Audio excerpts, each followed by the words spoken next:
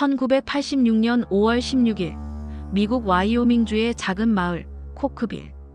인구 500명 남짓의 이 평화로운 마을에 그날은 평생 잊을 수 없는 악몽이 찾아왔습니다.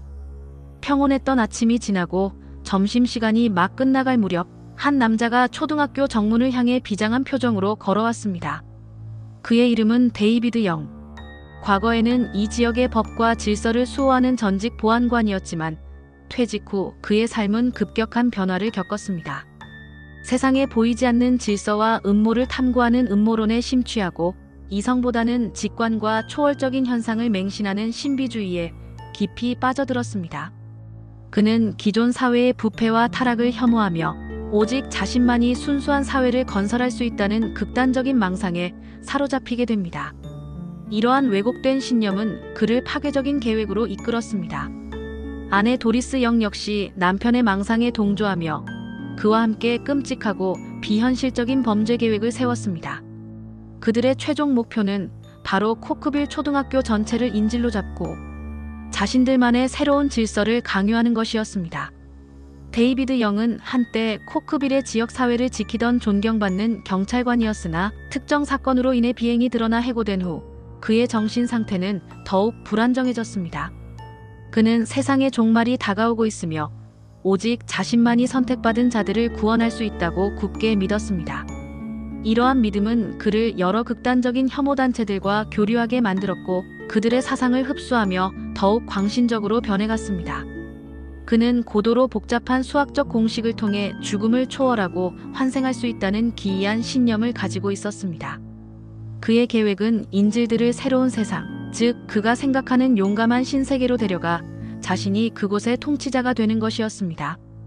이를 위해 그는 200만 달러라는 엄청난 몸값을 요구했으며 돈과 함께 인질로 잡은 아이들을 모두 데려가 새로운 문명을 건설하려는 터무니없는 야망을 품고 있었습니다. 아이러니하게도 데이비드의 친딸인 프린세스 영은 이 끔찍한 범행 계획의 초기에는 가담했습니다. 그러나 아버지의 비상식적인 행동과 계획의 잔혹성을 깨닫고 학교에 도착하기 직전 혹은 직후에 심경의 변화를 겪게 됩니다. 결국 그녀는 계획을 포기하고 용기를 내어 경찰에 이 사실을 신고함으로써 잠재적인 더 큰 비극을 막으려 했습니다. 또한 데이비드의 오랜 친구들이었던 제럴드 뎁과 도일, 맨데날 역시 데이비드의 사업 구상이라고만 알고 초기 투자에 참여했습니다. 하지만 데이비드가 제안한 실제 범행 계획의 전모를 알게 된 후에는 그 즉시 참여를 거부했습니다. 그들은 실제 범행에는 전혀 가담하지 않았으므로 이후 수사 과정에서 기소되지 않았습니다. 1986년 5월 16일 오후 2시쯤 영 부부는 한 대의 트럭을 몰고 코크빌 초등학교로 향했습니다. 이 트럭은 단순한 이동수단이 아니었습니다. 그 안에는 그들이 꾸민 범죄의 모든 도구들이 실려 있었으니 바로 직접 제작한 것으로 보이는 사제 폭탄, 여러 정의 권총, 그리고 수백 발에 달하는 탄약들이었습니다. 학교에 도착한 그들은 수업 중이던 교실들을 차례로 침입하며 학생들과 교사들을 위협했습니다. 그들은 경악과 혼란에 빠진 학생들과 교직원들에게 차가운 목소리로 이렇게 외쳤습니다. 모두 체육관으로 모여라. 지금부터 새로운 세상을 만들 시간이다. 순식간에 학교 전체는 공포에 휩싸였습니다. 놀란 교사들과 아무것도 모르는 아이들은 영 부부의 지시에 따라 강당으로 이동했습니다.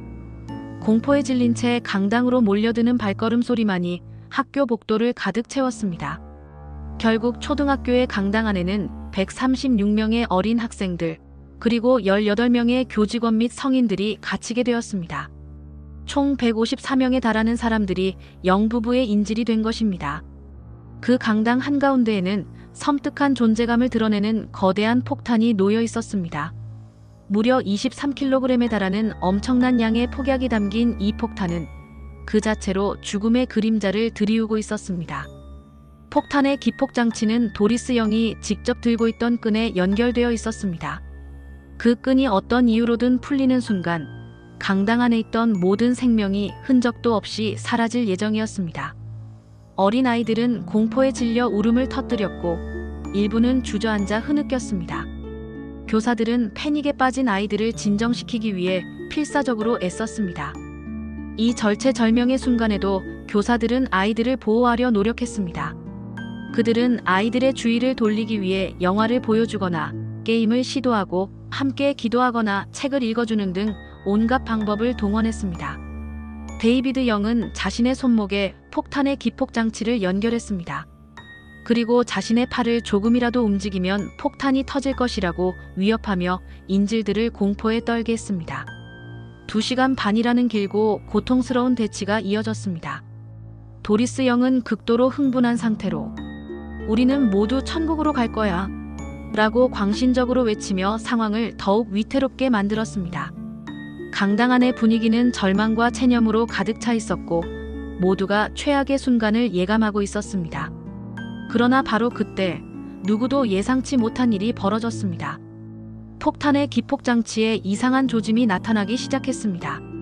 갑자기 뜨거운 불꽃이 번쩍이더니 순식간에 엄청난 굉음과 함께 폭발이 일어났습니다.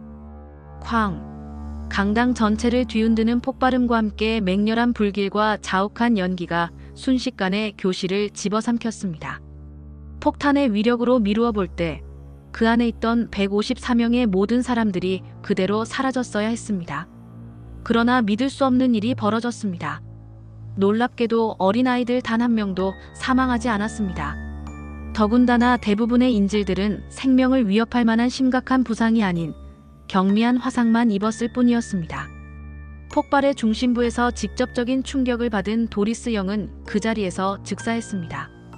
강당 밖에 있던 데이비드 영은 아내의 죽음을 목격하고 자신이 계획했던 모든 것이 수포로 돌아갔음을 깨달았습니다. 절망감에 휩싸인 그는 결국 스스로 권총을 들어 자신의 머리를 쏘아 자살로 생을 마감했습니다. 비극적인 사건은 그렇게 막을 내렸지만 코크빌 사람들에게는 이 사건 이후에 진정한 기적이 시작되었습니다. 기적적으로 인질 중 사망자는 단 한 명도 발생하지 않았지만 폭발의 여파로 인해 79명의 사람들이 화상 및 기타 부상으로 병원에 입원하여 치료를 받았습니다. 병원으로 옮겨진 아이들과 교직원들은 회복 과정에서 공통적으로 매우 이상하고 신비로운 이야기를 하기 시작했습니다. 아이들 중 한 명은 "우리를 감싸던 하얀 옷을 입은 사람들이 있었어요 라고 증언했습니다. 또 다른 아이는 "그분들이 괜찮아, 기도해라고 말해줬어요 라고 말하며 위급한 순간에 들었던 목소리를 기억해냈습니다. 어떤 아이는 "엄마가 돌아가신 할머니를 봤다고 했는데 나도 그날 할머니를 봤어요 라고 말하며 사랑하는 이들의 모습을 보았다고 주장했습니다. 수십 명의 아이들이 나이와 배경에 상관없이 똑같은 증언을 남겼습니다. 그들은 폭발이 일어나기 직전 자신들을 둘러싸고 보호해준 빛나는 존재들이 있었다고 입을 모았습니다.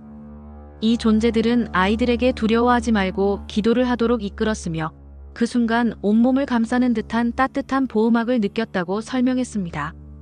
일부 생존자들은 당시 강당 안에 천사들이 나타나 폭탄을 둘러싸고 그 파편으로부터 자신들을 보호해줬다고 확신에 찬 목소리로 증언했습니다.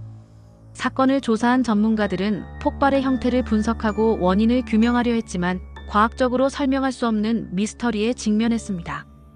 그들은 폭탄의 위력과 폭약의 양을 고려했을 때 최소 100명 이상의 사람들이 사망했어야 한다는 계산 결과를 내놓았습니다.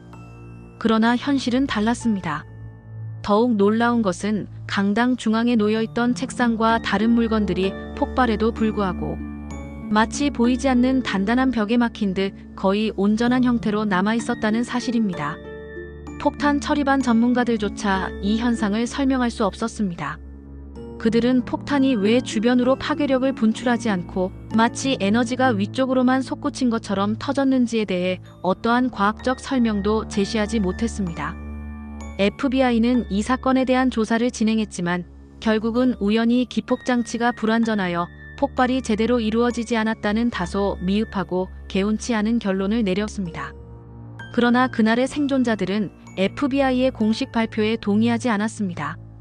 그들은 지금도 여전히 단호하게 이렇게 말합니다. 그것은 단순한 우연이 아니었습니다. 우리는 누군가에게 분명히 지켜지고 있었습니다. 이 사건은 이후 코크빌의 기적이라 불리며 전 세계적으로 회자되었습니다. 그날의 충격과 기적을 경험한 사람들은 그 기억을 잊지 않고 살아갑니다. 지금도 그 강당에 함께 있었던 생존자들은 매년 5월 16일이 되면 다시 한자리에 모입니다.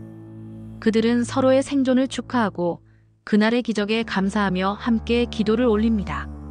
한 교사는 당시의 경험을 회상하며 이렇게 말했습니다. 그날 우리를 구원한 존재가 신이었는지 아니면 우리가 알지 못하는 천사였는지 저는 정확히 알 수 없습니다. 그러나 한 가지 확실한 것은 그날의 코크빌은 인간의 이성으로는 도저히 설명할 수 없는 진정한 기적의 땅이었다는 것입니다. 그리고 지금도 그날의 불길 속에서 수많은 인질들의 귓가에 들려왔던 그 따뜻하고 평화로운 목소리가 생존자들의 기억 속에 선명하게 맴돌고 있다고 합니다. 괜찮을 거야. 기도해. 당신은 이 모든 놀라운 사건들을 단순한 우연의 일치라고 믿을 수 있습니까? 아니면 인간의 이해를 뛰어넘는 어떤 신비로운 힘이 작용했다고 생각하십니까? 코크빌의 기적은 여전히 많은 사람들에게 영감과 질문을 던지고 있습니다.